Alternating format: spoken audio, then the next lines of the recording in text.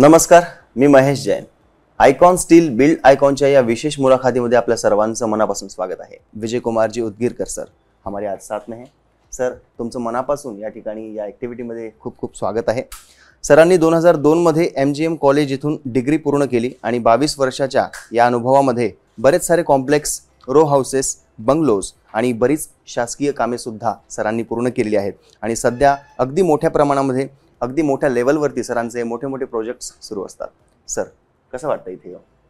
नाही I am very happy की कोणीतरी हे कॉग्निझन्स घेतले की यस ह्यांची सुद्धा एक जर्नी विचारात घ्यावी. I am very happy. खूप छान तुमचा उपक्रम आहे. तर सर, तुमचा आतापर्यंतचा प्रवास कसा होता हे प्रेक्षकांना आपण सांगावं, ज्यामध्ये तुम्ही केलेलं स्ट्रगल, तुमचं हे अचीवमेंट आणि तुमचं शिक्षण कसं पूर्ण झालं आणि सध्या तुमचे प्रोजेक्ट्स कुठे कुठे सुरू आहेत ते आपण प्लीज सर्व प्रेक्षकांना सांगायचं आहे. ओके. येस, तर 2002ला माझी डिग्री झाली आणि इथं MGM कॉलेजमधूनच. त्यावेळेस म्हणजे सो कॉल्ड सिव्हिलला तसं काही विशेष स्कोप नव्हता 2002ला. म्हणजे फ्रँकली सांगायचं म्हणजे की पर्सेंटेज कमी पडलं तर घ्या सिव्हिल आणि बघू पुढचं पुढे. बट डेफिनेटली जसं म्हणतात ना की god is having some divine plan for everyone आणि दॅट वर्क फॉर मी. 2002ला डिग्री झाल्यानंतर जस्ट भुजला अर्थक्वेक झाला होता, मेजर अर्थक्वेक झाला होता आणि तेव्हा रिहॅबिलिटेशन प्रोजेक्टला तिथं मला संधी भेटली. तेव्हा पॉइंट ऑफ व्ह्यू काय, जिथं सॅलरी चांगली तिथं जावं. गुजरातमध्ये ऑब्व्हियसली माझे मित्र पुढे गेले होते, ते म्हणले इकडे ये, खूप छान इथं सॅलरी पण आहे आणि सगळेच राहायची खायची सगळी व्यवस्था आहे. That's why I moved there. आणि तिथे एका टफ कंडिशन मध्ये, कारण तिथलं पाणी म्हणजे इतकं हार्ड वॉटर आहे तिथं की तुम्ही स्नान करताना फेसच येत नाही पाण्याचा, इतकं हार्ड वॉटर. आणि गावाच्या बाहेर राहणं तिथं एका हट मध्ये, तर तुम्ही म्हटल्यासारखं तिथं डिफिकल्ट होत्या सिच्युएशन्स. बट तिथला अनुभव खूप कामाला आला, कारण डिफिकल्ट सिच्युएशन मध्ये सर्व्हाइव्ह करणं हा एक पॉइंट ऑफ व्ह्यू तिथं लक्षात आला, समजला. तर तिथं आणि तिथल्या लोकांनी पण, कच्छी लोकांनी खूप चांगलं स्वागतही केलं. आणि तिथली लँग्वेज वेगळी. पहिले तर एक महिनाभर त्या कंपनीत होतो, मला ते मीटिंग्स मध्ये कळतही नव्हतं गुजराती आणि कच्छी लँग्वेज. आणि तिथे हिंदीचा विषयच नव्हता जास्त. बट लाईफ सगळ्या गोष्टी शिकवते तिथं. नंतर समजणं झालं, त्या लोकांनी सुद्धा अप्रिशिएट केलं. अशा प्रकारे तिथपर्यंतचा जर्नी होता 2002 पर्यंतचा. ओके. शुड आय कंटिन्यू की तुम्हाला काही मध्ये विचारायचं? प्रोजेक्ट सध्या कुठे कुठे सुरू आहेत तुमचे ते पण सांगा प्लीज. सध्या करंटली माझे प्रोजेक्ट इथं जवळच आपल्या हनुमानगड जवळ नभांगण पार्क म्हणून एक 32 फ्लॅट आणि 16 शॉपची स्कीम आहे. ऍज अ कन्सल्टंट तिथं काम करतोय, बघतोय. तर त्याला खूप चांगला प्रतिसाद. फेज 1 झालंय कम्प्लीट, इनॉग्रेट सगळे फ्लॅटही सोल्ड आउट झाले. आणि नेक्स्ट फेज 2 आता जस्ट आफ्टर 2-3 मंथ्स परमिशन मध्ये आहे, ते पण स्टार्ट होऊन जाईल. Okay sir. Okay sir. Sir, आतापर्यंतच्या या यशस्वी प्रवासामध्ये तुमचे प्रेरणास्थान कोण आहेत?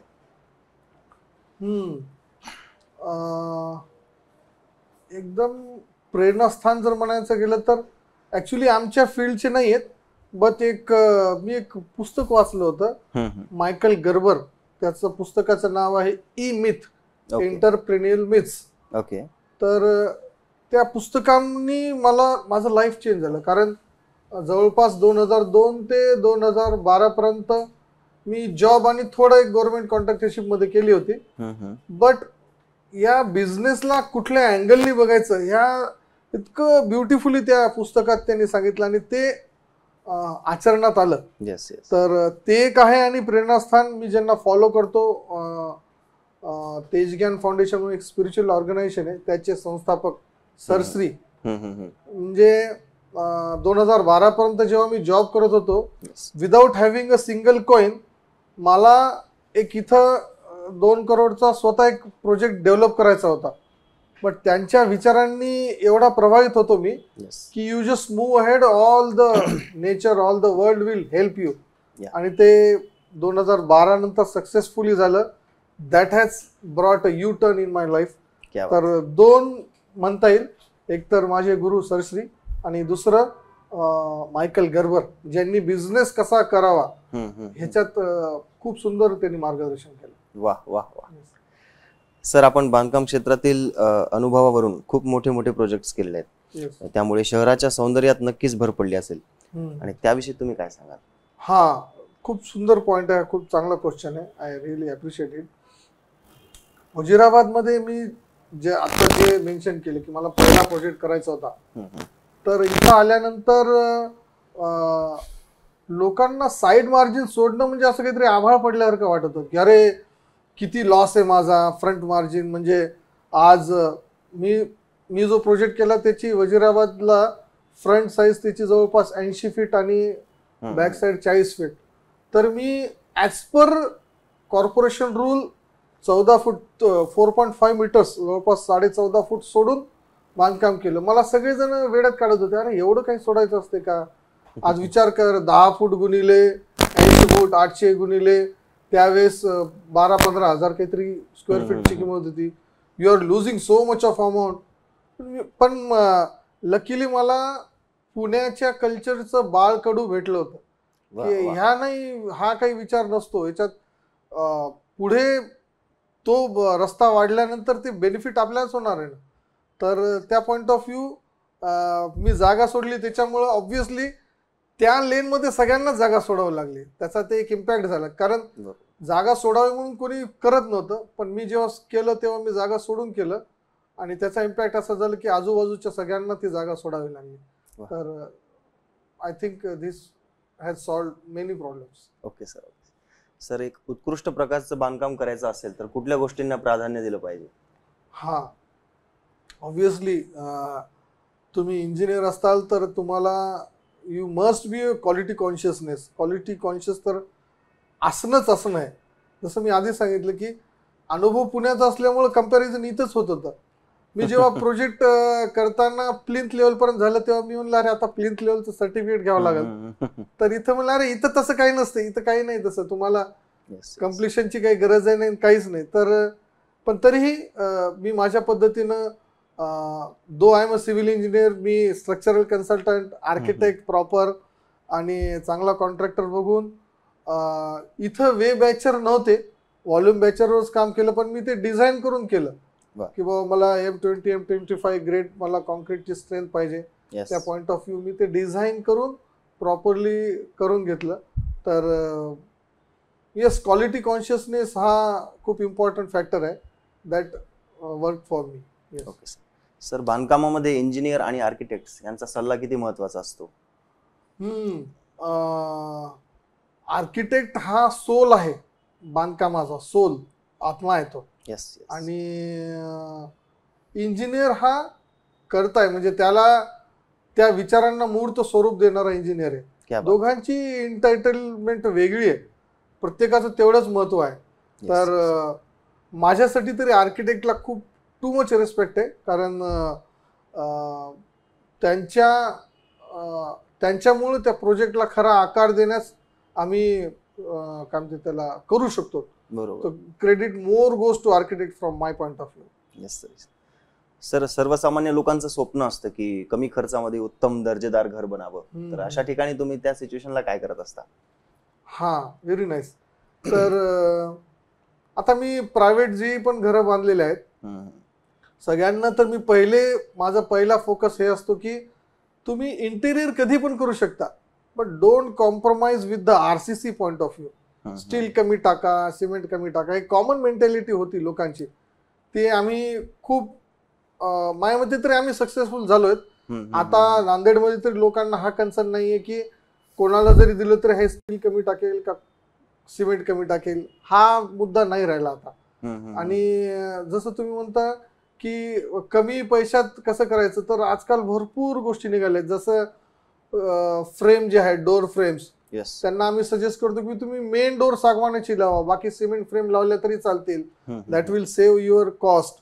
आणि तुम्ही किचनला जास्त महत्व द्या, व्हेंटिलेशन द्या, कारण गृहिणी ज्या विचारांनी स्वयंपाक करेल त्याचा इफेक्ट सगळ्या घरांवर होईल. बरोबर. सो तिथं जेवढं चांगलं देता येईल तेवढं चांगलं द्या. तर माझ्या मते की ह्या 2-3 गोष्टीला ज्यांच्याकडे कॉस्टचा पैशांचा इश्यू आहे आम्ही त्यांना ह्या पॉईंट ऑफ व्ह्यू सजेस्ट करतो, आणि ज्यांच्याकडे ऑब्व्हियसली नाही त्यांना मग नवीन नवीन गोष्टी कशा देता येतील तसं बघतो. सर, सध्याचा अभियांत्रिकी क्षेत्रातील महत्वाचा ट्रेंड काय?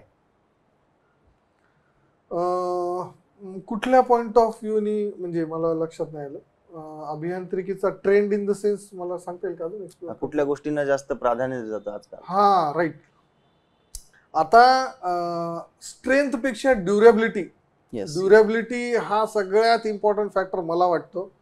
जसं आता रोड्समध्ये सुद्धा actually that is not my cup of tea roads वगैरे, पण इथला आनंदनगरचा रोड जो होता तो कितीतरी वर्ष न खराब राहता राहिला. तर मला असं वाटतं की ड्युरेबिलिटी हे खूप इम्पॉर्टंट फॅक्टर आहे आता, की स्ट्रक्चर किती ड्युरेबल आहे. तर that is my point of view की ड्युरेबिलिटी हा मोठा पॉइंट आहे. येस. सर, स्थानिक संसाधने आणि ज्ञान तुमच्या अभियंता प्रकल्पामध्ये समाविष्ट करण्याची तुमची प्रक्रिया काय असते? हा, म्हणजे लोकली जे अवेलेबल आहे. मी एका प्रोजेक्टमध्ये डॉक्टर कर्डिले म्हणून आहेत, चांगले फेमस डॉक्टर आहेत, त्यांचं मी एक घर बांधलं होतं बोरवनमध्ये.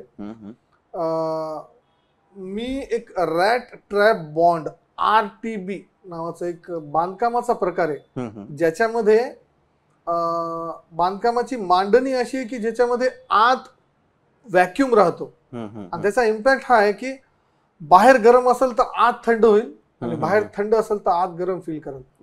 हा, तर हे मला खूप छान वाटलं. पण सिन्स ते ओपन होते म्हणून त्यांनी ते अप्लाय करू दिलं. बाकीचे रुटीन मध्ये राहतात, नको आम्हाला असं काही नको. सर, आम्ही त्या बाबतीत फ्लेक्झिबल आहेत, बिकॉज शेवटी क्लायंट इज किंग. तुम्ही जसं म्हणताल तसं काही हरकत नाही, हे पण आहे हे पण आहे. तर माझ्या मते असं आम्ही केलेलं आहे. ओके सर, कन्स्ट्रक्शन मध्ये वापरण्यात येणारा जो स्टील असतो त्याचा दर्जा कसा हवा आणि स्टील निवडण्यासाठी कुणाची मदत घ्यायला हवी? हा, तर ऑब्व्हियसली स्टील निवडण्यासाठी इंजिनियरचीच मदत पाहिजे. हो ना, कारण कॉमन नांदेड सारख्या सिटीमध्ये आता हळूहळू ट्रेंड चेंज होतोय. पहिले तर फक्त एकच की स्वस्त काय बाबा ते आम्हाला सांगा, पण नंतर हळूहळू जसं महत्व सांगणं झालं की बाबा स्टील थोडं डक्टाईल पाहिजे, सहज बेंड होणार पाहिजे, कडक नाही पाहिजे, आणि 8 mm स्टील वरून मॅक्सिमम बाकी स्टील आपल्याला सहज कन्सिडर करता येतं. तर त्याची स्ट्रेंथ असेल, त्याचे टेस्टिंग रिपोर्ट्स असतील, तर दिस मॅटर्स. तर आता म्हणजे कंपॅरिझन करताना आम्ही जे मोठे मोठे ब्रँड आहेत त्याला कन्सिडर करूनच आम्ही सांगतो की आता तुम्हाला जो खर्च कमी करायचा आहे तो तुम्ही इंटेरियरला करा, बट ह्याच्या बाबतीत तुम्ही कॉम्प्रोमाइज करू नका. ह्या पॉईंट ऑफ व्ह्यू आमचं सजेशन आहे सध्या. ओके सर, तुम्ही बरेच सारे कॉम्प्लेक्सेस केलेले आहेत, बंगलोज केलेले आहेत, रो हाऊसेस केलेले आहेत, आणि शासकीय सुद्धा बरेच प्रोजेक्ट तुमचे सुरू आहेत, केलेले पण आहेत. त्यामध्ये आयकॉन स्टीलचा वापर केलाय का तुम्ही? हा, आयकॉन स्टीलचा मी 1-2 प्रोजेक्टमध्ये वापर केलेला आहे, टू बी फ्रँक इनफ. आणि आय फेल्ट व्हेरी नाईस की खूप चांगलं. मला आयकॉन बद्दलचे माझे तर व्ह्यूज खूप चांगले आहेत, आणि मी मॅक्सिमम जणांना हेच सजेस्ट करतोय सध्या की बाबा कम्पेअरिंग टू द अदर, ठीक आहे, हे एकदम म्हणजे नांदेड सारख्या सिटीला कन्सिडर करून इथले प्रोडक्ट आहेत. तुम्हाला फार हाय रेंज मध्ये न जाता इथं बिल्डिंगला स्ट्रक्चरला जे पाहिजे ते डेफिनेटली या स्टीलमध्ये तुम्हाला मिळेल. तर आम्ही तरी हेच सजेस्ट करतोय सध्या. आयकॉनची कंपनीची सर्व्हिस कशी वाटली? आयकॉन कंपनीची व्हेरी नाईस. आयकॉनची सर्व्हिस म्हणजे खूपदा आम्हाला आधी प्रोजेक्टमध्ये म्हणजे जेव्हा जिथं आम्हाला एक गाडी उतरवायची तिथे कधी वेळ लागत होता, पण इथं you name it and you will have it असं म्हणल्यासारखं तुम्हाला सर्व्हिस इथं चांगली मिळते. ओके सर, अशा एखाद्या प्रकल्पाबद्दल सांगा ज्यामध्ये तुम्हाला क्रिएटिव्ह अभियांत्रिकी उपाय अंमलात आणावे लागेल. क्रिएटिव्ह अभियांत्रिकी उपाय अंमलात आणावे लागतील की लागले? लागले.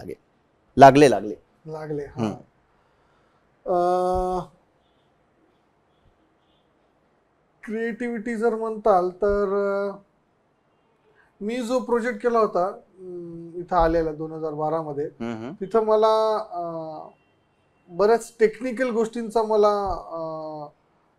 विचार करावा लागला नंतर, कारण पहिला जो आर्किटेक्ट होता त्याच्यासोबत फॉर सम रिझन जमलं नाही. पण नंतर मला ते कनेक्टिव्हिटी करण्यासाठी किंवा स्ट्रक्चरल पॉइंट ऑफ व्ह्यू, बऱ्याच पॉइंट ऑफ व्ह्यूनी मला त्याला जावं लागलं. मला एक्झॅक्टली सांगता येणार नाही, बट मला असं वाटतं ते सोडून बाकी सगळे स्मूथली झाले, पण तिथे खूप क्रिएटिव्ह गोष्टी मला करावं लागल्या. Okay sir. सर आतापर्यंतचा तुमचा एखादा स्पेशल प्रोजेक्ट, ज्याला आयकॉनिक प्रोजेक्ट आपण म्हणू, त्या प्रोजेक्ट बद्दल सांगायचं थोडंसं. आता आयकॉनिक प्रोजेक्ट म्हणल्यावर सध्या जो चालू आहे ना, मला असं वाटतं तो पण काइंड ऑफ आयकॉनिक प्रोजेक्ट आहे. आम्हाला 2 वर्षापासून आम्ही इथं सुरू केलेलं आहे. कारण इथं RMCनी आम्ही मॅक्सिमम पहिले वर्क केलेले, पण जिथं RMCची लिमिट संपती तिथं मग आम्हाला आपल्या मिक्सरनी वगैरे काम करावं लागलं. आणि एकदम ॲज पर रूल, कॉर्पोरेशनच्या रूल्स नुसार आपण इथं काम करतोय. त्याच्या बॅक साईडला आम्हाला छान एक काय म्हणतात त्याला, ओपन स्पेस आहे, गार्डन आहे, तिथं मंदिर आहे. आणि लोकांनी भरपूर फास्ट प्रतिसाद दिला ह्याला. म्हणजे माझ्या मते आम्ही सुरू केल्यानंतर विदिन 2 months सोल्ड आउट झाला तो प्रोजेक्ट, कारण तिथं क्वालिटी आहे आणि मेन रोडवर सुद्धा आहे तो. तर मला असं वाटतं की तो आतापर्यंत केलेल्या मधलं सगळ्यात आयकॉनिक प्रोजेक्ट आहे. Okay sir. सर अभियांत्रिकी क्षेत्राच्या भविष्याबद्दल तुमचा दृष्टिकोन काय आहे? अभियांत्रिकी क्षेत्राच्या भविष्याबद्दल आता माझा हा विचार आहे की सगळ्याच पॉइंट ऑफ व्ह्यूनी काही कॉमन पॅरामीटर्स अजून निघावेत, की कॉमन लोकांना ज्यांना घरं बांधायचे त्यांच्यासाठी एलिव्हेशन असेल, इकॉलॉजी असेल,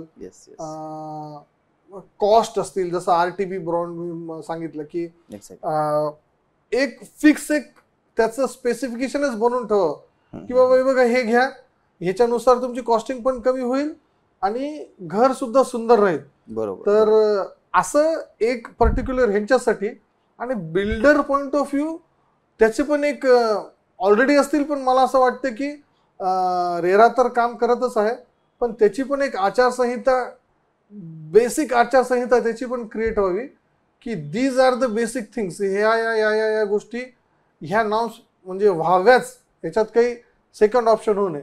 तर मला असं वाटतं की 2 वेगवेगळ्या कॅटेगरीसाठी हे 2 प्रकार जर झाले तर डेफिनेटली जो मूळ पर्पज आहे एका इंजिनियरला बघण्याचा तो डेफिनेटली सॉल्व्ह होईल असं मला वाटतं. Okay sir. आयकॉन कंपनी आणि दिनेश राठी सरांबद्दल तुम्ही काय सांगाल? पहिल्यांदा तर आम्हाला एवढं शांतपणे ऐकून घ्यायला आम्हाला बोलवलंय. We really feel like a celebrity. तर म्हणजे ही एक गोष्ट खरंच वाखाणण्याजोगी आहे की दे आर थिंकिंग, की त्यांनी विचार केला आणि ते एक्झिक्यूट करतायत. पहिले तर त्या गोष्टीसाठी धन्यवाद की यस, तुम्ही इतक्या छान प्रकारे स्वागत केलं, सगळं म्हणणं ऐकून घेताय. मला तर असं वाटतं की घरी बायकोलाही माहित नसेल की अरे असा काहीतरी मोठा प्रवास होता की ह्या सगळ्या गोष्टी आहेत. तर हे नक्कीच नंतर मला खूप आनंद होईल दाखवायला सगळ्यांना. तुम्ही एवढं छान हे केलंय. आणि डेफिनेटली स्टीलही खूप चांगलंच आहे. त्यांनी एक चांगलं कॉम्पिटिटिव्ह प्रोडक्ट मार्केटमध्ये आणलेलंच आहे. तर ते सगळेजण बेनिफिट घेतील आणि आम्ही पण सजेस्ट करू. नक्की सर. सर ज्या लोकांना बांधकाम करायचंय किंवा एखादा मोठा प्रोजेक्ट करायचा आहे, अशा लोकांना तुम्ही या आत्ताच्या मुलाखतीमधून काय सल्ला द्याल, काय टिप्स द्याल? पहिले तर मी ज्यांना पण बांधकाम करायचंय त्यांना हे सजेस्ट केलं की तुम्ही प्रोफेशनली जा.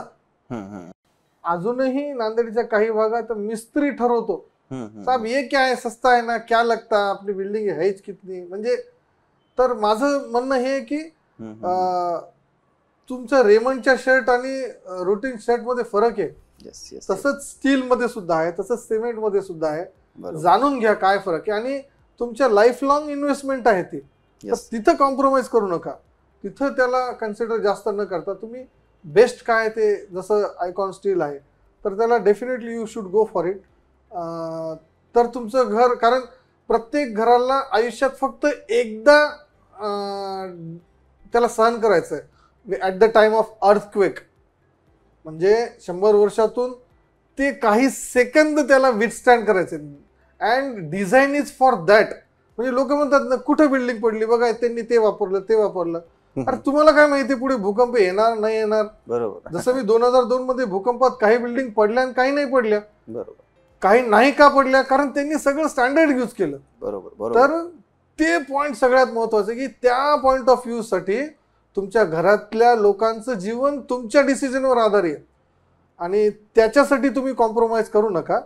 पैसे तर तुम्ही एनिवाईज लाईफमध्ये भरपूर कमवणारच आहात, पण इथं कॉम्प्रोमाइज करता बेस्ट प्रोफेशनली जा. That is my suggestion. वाह वाह वाह.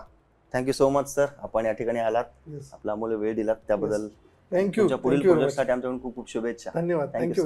थँक्यू. Thanks a lot.